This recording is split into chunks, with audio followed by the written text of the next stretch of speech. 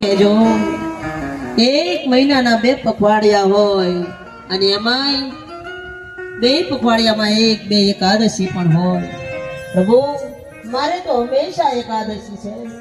આટલા સંદેશામાં સુશીલાએ ઘણું બધું કહી દીધું. સુદામદેવ બ્રાહ્મણ ઘેરથી નીકળ્યા છે ત્યારે નથી પગમાં સાખડીઓ પહેરી, ટૂંકી પોતળી પહેરી છે, ખંભે ડાબા ખંભે જનોય છે, હાથમાં એક લાકડી છે, બગલમાં પૌવાની પોટલી છે. બસ આટલી સંપદા છે. સુદામા ઘેરથી નીકળીને પોરબંદરથી બહાર ગયા છે. ઘરથી નીકળી પોરબંદરની બહાર ગયા છે. ત્યાં તો તે થાકી ગયા છે, પણ ધીરે ધીરે ચાલે છે અને ચાલતા ચાલતા પડી જાય છે. વળી પાછા ઊભા થાય, વળી પાછા ધીરે ધીરે ચાલતા ચાલે છે, વળી પાછા પડી જાય છે. ત્યારે સુદામાને મૂર્છા આવી ગઈ છે. મૂર્છા આવી જાય છે ત્યારે ભગવાને ગરુડજીને મોકલ્યા છે. ગરુડજીએ સુદામાને લઈ દ્વારકા પહોંચાડ્યા છે.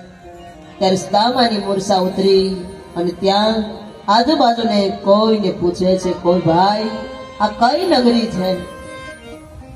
ભાઈ આ કઈ નગરી છે? ત્યારે પેલા ભાઈએ કહ્યું આ તો દ્વારકા નગરી છે. સુદામા ત્યાંથી પૂછતા પૂછતા કૃષ્ણના મહેલે આવ્યા છે. કોઈને પૂછ્યું કે કોનો મહેલ છે? અહીંયા કનૈયો રહે છે. ત્યારે સુદામા ધીરે ધીરે કૃષ્ણના દ્વારપાળ પાસે આવીને પૂછે છે, અહીંયા કોઈ કનૈયો રહે છે? ત્યારે દ્વારપાળે કહ્યું, કોણ કનૈયો? અરે આ નગરીનો રાજા છે ને, તમે કનૈયો કનૈયો કરો છો, અહીંયા કોઈ કનૈયો નથી. અહીં અમારા મહારાજનું નામ છે રાજા ધીરાજ, ગૌ બ્રાહ્મણ પ્રતિપાલ દ્વારકાધીશ પ્રભુ. સુદામા કહે આ તો બહુ લાંબુ થઈ ગયું, આટલું બધું યાદ નહીં રહેવાલા. સુદામાએ કહ્યું તમારા માટે જે હોય તે, પણ મારા માટે તો મારો કનૈયો છે. દ્વારપાળ સુદામાને પૂછે છે તમારે શું કામ છે? સુદામા કહે ઈ મારો મિત્ર છે. ત્યારે લોકો હસે છે. ફાટેલી પોતળી પહેરી છે, શરીરના હાડક્યા દેખાય છે અને કહે છે કે હું દ્વારિકા નાથનો મિત્ર છું. શું શ્રી કૃષ્ણને બીજો કોઈ મિત્ર ના મળ્યો કે આ દરિદ્ર બ્રાહ્મણને મિત્ર બનાવ્યો? દ્વારપાળ સુદામાને શ્રી કૃષ્ણના મહેલે જતા અટકાવે છે અને કહે છે અમને અમારા રાજાનો હુકમ છે, જે કોઈ ભિક્ષા માંગવા આવે તેને અમે ભિક્ષા આપવી. બોલો તમારે શું જોઈએ છે? ત્યારે સુદામા કહે છે હું માંગવા નથી આવ્યો, હું તો આપવા આવ્યો છું. તમે કૃષ્ણને જઈને ખબર આપો કે તમારો બાળ મિત્ર સુદામા આવ્યો. ત્યારે એક દ્વારપાળે સુદામાને ધક્કો દઈ અને પછાડ્યા છે. થોડી વાર થઈ અને એક દ્વારપાળને દયા આવી. તે શ્રી કૃષ્ણ પાસે આવી ભગવાનને પ્રણામ કરી અને બોલ્યો મહારાજ, બાર એક બ્રાહ્મણ આવ્યો છે, શરીર બહુ દુબળું છે, આંખો ઊંડી ઉતરી ગઈ છે, શરીરના હાડક્યા દેખાય છે, એક ફાટેલી પોતળી પહેરી છે અને એને કઈ આપીએ તો તે લેતા ઉઘાડા પગ છે, ફાટી તૂટી પોતળી પહેરી છે, ઉપરના અંગો ઉઘાડા છે, શરીર દુબળું છે, દ્વારકાનાથનો મિત્ર છું એવું કહે છે. મારું નામ સુદામો છે, હું દ્વારકાનાથનો મિત્ર છું. જ્યાં સુદામો શબ્દ ભગવાનને કાને પડતા પ્રભુ દોડે છે. ક્યાં છે, ક્યાં છે મારો સુદામો? રાણીઓની નવાઈ લાગી. પ્રભુને ઘણાય મળવા આવ્યા પણ આવા ક્યારેય પાગલ થયા નહીં. શ્રી કૃષ્ણ દોડી સુદામાને ભેટી પડે અને તેડી લે છે અને મહેલમાં લઈ જાવે છે. સુદામાને ભગવાન શ્રી કૃષ્ણ ભેટી પૂજા છે. પોતે મહેલમાં લઈને આવ્યા, પોતાના પલંગે બેસાડી સ્નાન કરાવી, પાત્રમાંથી જળ પડે તે પહેલા ભગવાનની આંખમાંથી અશ્રુની ધારા વડે સુદામાના શરણની પખાડ્યા છે. સ્નાન કરાવ્યું છે, પ્રેમ છે ને ભાઈ, પછી જળની ક્યાં જરૂર છે? ભગવાન શ્રી કૃષ્ણે સુદામાના પગ પખાડ્યા, પોતડી કઢાવી, પિતાંબર પહેરાવ્યું અને સુદામાને જમાડ્યા છે. ત્યાર પછી ભગવાને સુદામાને પોતાની પથારીમાં બેસાડ્યા. તમે વિચાર તો કરો, સ્વયં ભગવાન કૃષ્ણ સુદામાના પગની સેવા કરે છે અને પગમાં વાગેલા કાંટા છે ને એ કાંટાને ભગવાન કાઢે છે. એક કાંટો બહુ ઊંડો હતો, ભગવાને પોતાના દાંત વડે કાંટાને ખેંચીને કાઢ્યો છે. કાંટો સુદામાના પગમાં વાગ્યો છે અને ખુશે છે શ્રી કૃષ્ણના હૈયામાં. આજે શ્રી કૃષ્ણ ભૂલી ગયા છે કે હું દ્વારકાનો રાજા છું, હું ઈશ્વર છું. સુદામાના મનમાં એક કાંટો હતો કે હું ગરીબ છું, પણ આજે સુદામાના મનમાંથી એક કાંટો નીકળી ગયો. સુદામા નિષ્પાપ હતા, તેથી ભગવાને પોતાના દાંત વડે સુદામાનો કાંટો કાઢ્યો. ભગવાનની સેવા કરતા જોઈ રૂક્ષ્મણીએ વિચાર કર્યો કે મારા પતિદેવ જેની સેવા કરતા હોય તે પાત્ર કાય છે, કેમ ના? લાવો મેં થોડો લાભ લઈએ. અષ્ટપટરાણીઓ સુદામાના સમર ઢોળે છે, મિજરાથી પવન નાખે છે.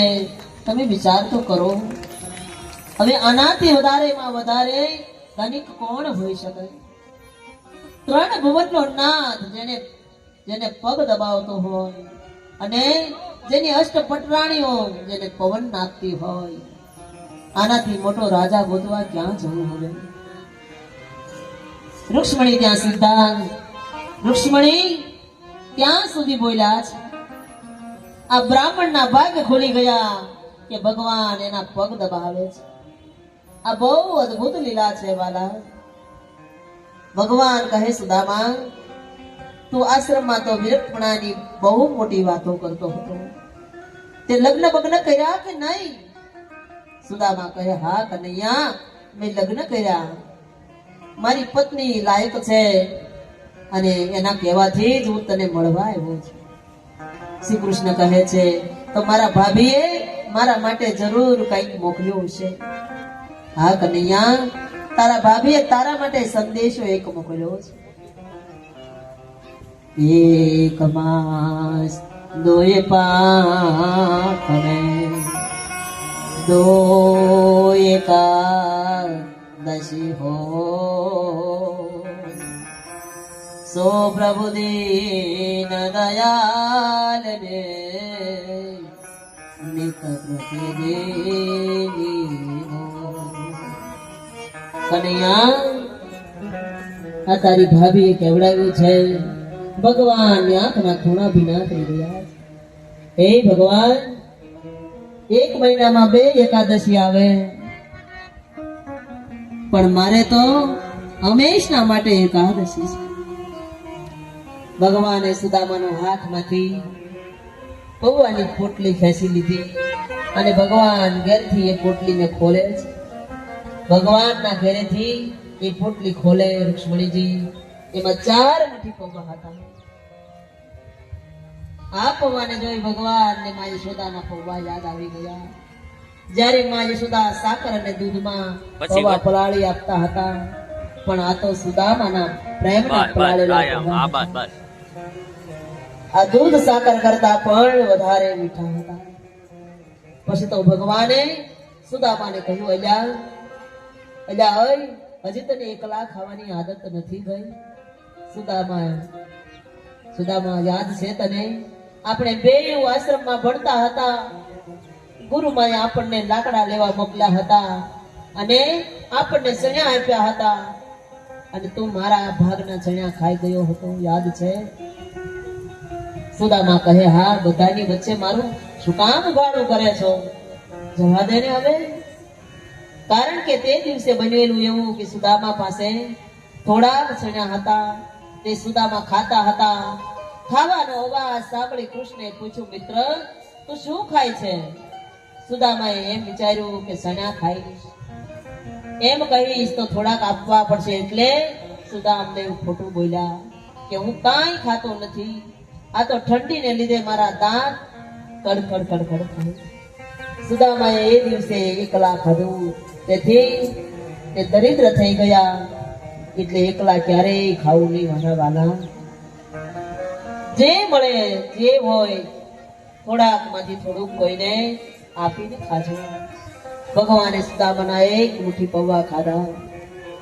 જેટલી સંપદા દ્વારકામાં હતી એના કરતા વધારે પોરબંદરમાં આપી દીધી. કારણ કે સુદામાના કપાળમાં લખ્યું હતું શ્રી. ભગવાને તેને ઉલટાવી નાખ્યું, અક્ષય કરી નાખ્યું. પોરબંદરમાં બધું હતું તે આપી દીધું. જ્યાં બીજી મુઠ્ઠી પૌવા ખાવા જાય ત્યાં તો જેટલો ઐશ્વર્ય ઇન્દ્રનો હતો એટલો પોરબંદરમાં આપી દીધો. ભગવાન જ્યારે ત્રીજી મુઠ્ઠી પૌવા ખાવા ગયા ત્યાં તો રુક્ષ્મણીજી દોડીને આવી ભગવાનનો હાથ પકડી લીધો. કારણ કે એને પણ સુદામાની દાસીઓ બનાવે જો ત્રીજી મુઠ્ઠી પૌવા ખાધા હોત. એટલે એમણે ભગવાનને ત્રીજી મુઠ્ઠી પૌવા ખાતા રોક્યા. પછી તો સુદામા એક દિવસ દ્વારકામાં રોકાયા અને બીજે દિવસે સુદામાએ જવાની વાત કરી, હાલ કનૈયા, હું હવે જાઉં, બસ આવજે, જવું છે. તેને રોકાવાનો આગ્રહ ન કર્યો. સુદામાને એમ કે 2-4 દિવસ રોકાવાનો આગ્રહ કરશે, પરંતુ ભગવાને વિચાર્યું કે મેં ત્યાં ઐશ્વર્ય મોકલ્યું છે, પણ સુશીલાએ ઘણા દિવસથી ભોજન કર્યું નથી, એટલે કહ્યું, મિત્ર, આજે જ જવું છે તો જાઓ, મારો આગ્રહ નથી. શ્રી કૃષ્ણ સુદામાને વળાવવા જાય છે. વિદાય વેળાએ કહે છે, મિત્ર, ઘેર જઈને મારા ભાભીને મારા પ્રણામ કહેજે. પછી સુદામાને આલિંગન આપી અને બે ભેટા. આ બહુ દુઃખ ભરી વિદાય છે. આખો જગત જેને વંદન કરે છે તે શ્રી કૃષ્ણ એક ગરીબ બ્રાહ્મણને પત્નીને પ્રણામ કરે છે.